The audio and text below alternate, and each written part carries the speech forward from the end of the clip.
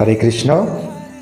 যদি আমাদের শ্রীকৃষ্ণের সম্পূর্ণ বর্ণনা, সম্পূর্ণ পরিচয় যদি বলা হয় যে একটি শ্লোকে বলো, তাহলে শ্রীমদ্ ভাগবতের প্রথম অধ্যায়ের একদম প্রথম শ্লোক, সচ্চিদানন্দ রূপায় বিশ্বৎপত্যাদি হেতবে তাপত্রয় বিনাশায় শ্রীকৃষ্ণায় বয়ম নমঃ।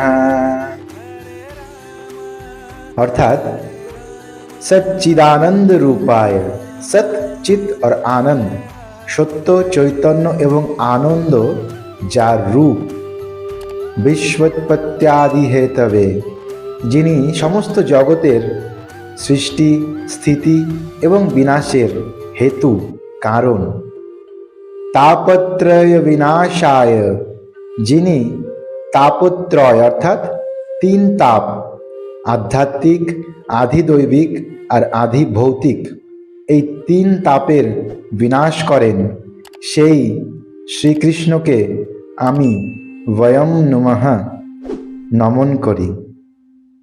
হরে কৃষ্ণ।